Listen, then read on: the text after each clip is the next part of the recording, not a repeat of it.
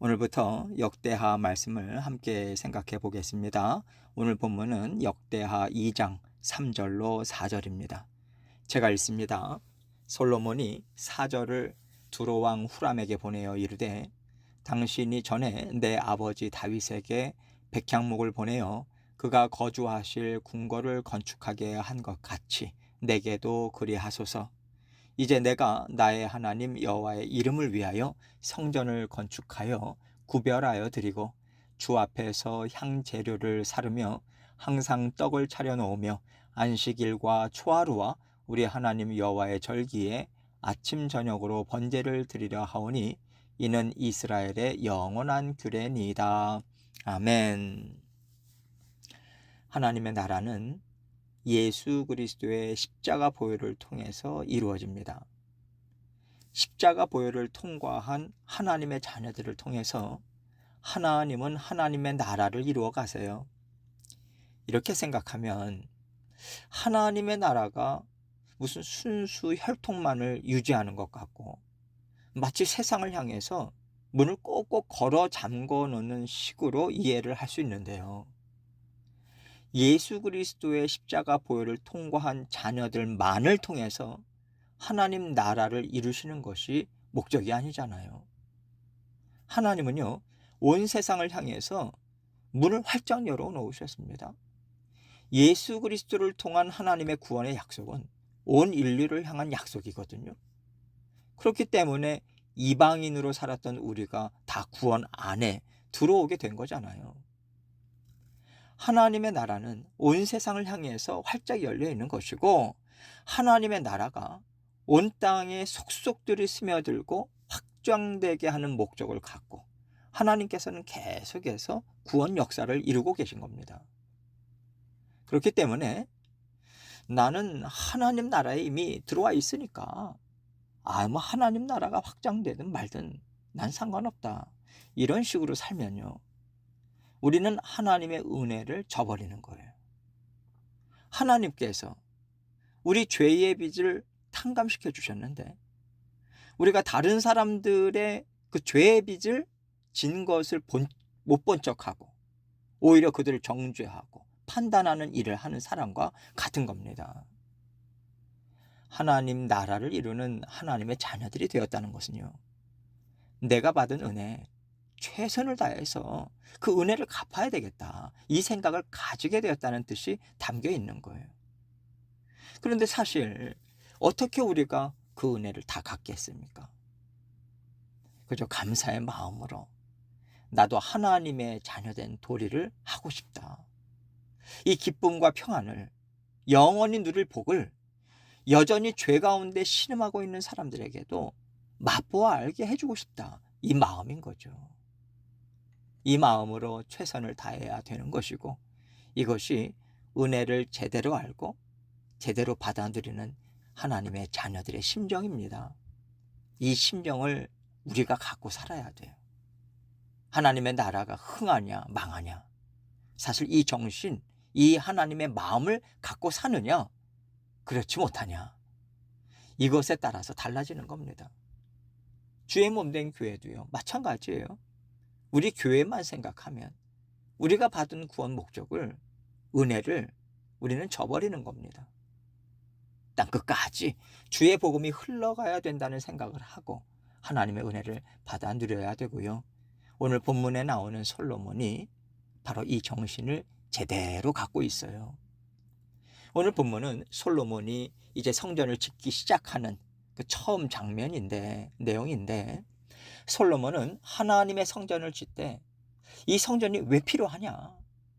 왜 우리는 성전을 짓고자 하는가? 이것을 이방인인 드로 왕에게 정확히 전해주고 있어요. 저는요, 이것이 복음 전도라고 생각하고요.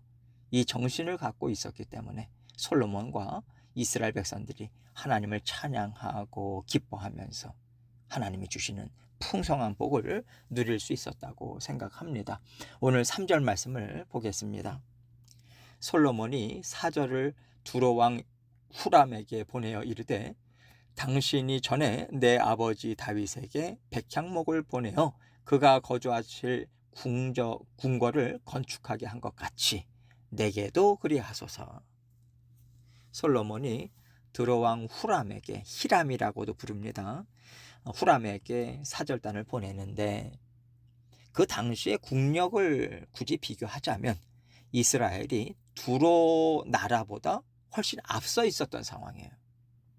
그러면 이스라엘의 유익을 위해서 강압적으로 두로를 사용할 수도 있는 것인데, 솔로몬은 그렇게 하지 않습니다. 아버지 다윗 때부터 가졌던 관계를 존중해요. 작은 나라 두로의 왕 후람을 동역자로 우대하고 있습니다. 이것이 하나님의 마음과 정신을 제대로 갖고 있을 때 나올 수 있는 태도라고 생각합니다. 동역자 정신을 가지면요, 강압적이거나 자기중심적으로 일을 이루어 갈 수가 없어요.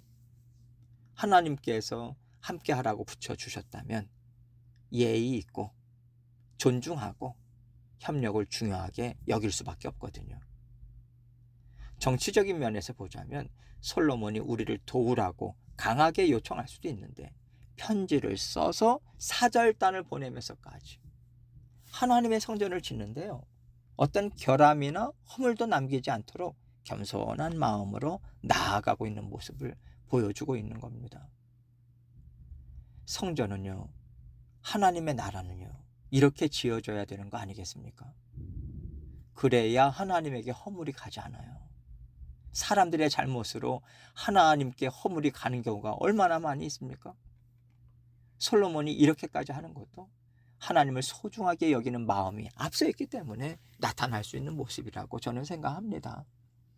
우리도요, 하나님을 소중하게 여기고 하나님 나라를 함께 이루어 가고자 협력하는 마음이 있을 때 하나님 나라가 막힘없이 땅끝까지 속속들이 흘러들어갈 수 있습니다.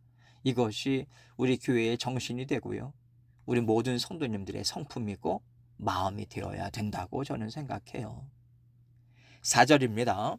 이제 내가 나의 하나님 여호와의 이름을 위하여 성전을 건축하여 구별하여 드리고 주 앞에서 향재료를 사르며 항상 떡을 차려 놓으며 안식일과 초하루와 우리 하나님 여호와의 절기에 아침 저녁으로 번제를 드리라 하오니 이는 이스라엘의 영원한 규례니이다. 사실 이방 왕인 후람에게 이런 것까지 설명할 필요가 없어요. 그런데 솔로몬이 하나님의 성전을 짓는 데 있어서 이방 나라에 도움을 요청하고 있잖아요. 단지 백향목만을 필요로 하는 것이 아니라는 겁니다. 앞으로 보면요, 백향목을 들여올 때도 두로 사람들의 도움이 많이 필요해요. 벌목하고 나무를 들여오고 성전을 짓는 일을 하는 과정에 있어서 그들이 이스라엘 백성들과 함께 일을 해야 되거든요. 하나님의 성전을 짓는데 깊이 관여하게 되는 것이고요, 동시에 하나님의 사람들인 이스라엘 백성들과도 관계를 맺게 되는 겁니다. 그럴 때 하나님의 성전을 짓는 데 있어서 그저 아름다움이라든가 크기라든가 눈에 보이는 것에 이스라엘은 치중하고 있지 않다, 이것을 알려주는 것이 정말 중요한 거예요. 이방인들인 드로 사람들이요, 이스라엘 백성들과 함께 일할 때 일에 대한 것만 얘기를 나누고 관계를 맺을 수 있습니다. 그럴 수 있지만 먼저 지금 솔로몬이 이런 얘기를 해줌으로써 이스라엘 백성들이 성전을 짓는 목적이 무엇인가, 하나님을 사랑하는 마음이 우러나오는 거예요. 하나님을 정말 찬양하고 싶고 높이고자 하는 마음, 그 마음이구나, 이것을 전할 수 있는 겁니다. 이것을 알 때 두로 사람들도 함부로 할 수가 없는 거예요. 이방인들도 신에 대한 두려움, 영적인 감각이 있단 말입니다. 단지 성전 건물을 짓는 것이 아니라 이스라엘이 섬기는 하나님을 위해서 짓고 있구나, 이들은 하나님을 너무도 소중하게 여기고 있구나, 이것이 있을 때 이를 감당하는 두로인들도 경외심을 가지고 일을 할 수 있는 거거든요. 솔로몬은 이것까지도 다 생각하는 것이고요, 솔로몬에게는 나무 하나, 기둥 하나, 성전 기물 하나하나에 하나님에 대한 경외심, 하나님에 대한 사랑이 담겨 있기를 원하는 마음이 있었다는 게 읽혀지고 있는 거예요. 하나님께 가장 좋은 거 드리고 싶다. 가장 아름다운 것을 드리고 싶은 거예요. 그러다 보니까 하나하나가 다 신경이 쓰이는 거죠. 이 정성과 간절함이 담겨 있을 때 하나님의 나라로서의 역할을 감당할 수 있다는 것을 보여주고 있는 겁니다. 또 왕이 이런 마음으로 있을 때요, 이스라엘 백성들에게도 그 마음이 다 전해지지 않겠습니까? 하나님은 어떤 하나님이신가? 하나님은 어떻게 섬겨야 되는가? 언약궤를 옮길 때부터요, 하나님께서 말씀하신 대로 하나님을 섬겨야 된다. 얼마나 정확하게 가르쳐 주셨어요. 보여주셨잖아요, 직접. 다윗 왕 때부터 그 훈련을 지금까지 잘 해주셨거든요. 이 훈련이 바탕이 되어서 아름다운 성전이 지어지는 것이지, 하나님은요, 말씀을 근거로 해서 말씀대로 섬겨야 된다, 이것을 가르쳐 주지 않은 상태에서 크고 웅장한 건물부터 짓게 하시는 분이 절대로 아닌 거예요. 다윗을 통해서도 물질로만 먼저 준비하신 게 아니지 않습니까? 훈련시켜 놓으셨어요. 그 마음들을요, 생각들을요, 정신들을요, 하나님의 말씀을 기반으로 해서. 이 바탕에서 건물이 지어지는 것이기 때문에, 하나님 나라가 세워지는 것이기 때문에, 하나님의 나라, 특별히 주의 몸된 교회도요, 말씀대로 살아야 된다. 말씀대로 하나님 나라, 주의 몸된 교회 이루어야 된다. 이 훈련이 엄청나게 쌓여져야 돼요. 그 다음에 눈에 보이는 건물이 세워지고 눈에 보이는 성장이 있는 겁니다. 그래야만 제대로 세워지는 거 아니겠어요? 여러분, 하나님의 말씀의 기초, 이거 과정 대충 하고요. 건물부터 진짜 달려들면 그 건물이요, 순식간에 무너집니다. 무너질 때 피해는 고스란히 하나님의 사람들이 받는 거예요. 그리고 그것이 무너지는 것을 볼 때 이방인들은요, 고개를 흔들면서 지나가는 거예요. 절대로 그 하나님이 하나하나 차곡차곡 말씀을 통해서 또 깨달음을 통해서 밟아가게 하시는 과정 건너뛰면 안 됩니다. 절대로 소홀히 여기면 안 돼요. 더디 가더라도 하나님 말씀대로 터전을 닦고요, 더디 가더라도 하나님은 어떤 분이신가 알고 믿는 믿음으로 한마음 한뜻대에 똘똘 뭉쳐서 다져지는 시간을 가져야 돼요. 우리는 힘을 다해서 거기에 집중해야 됩니다.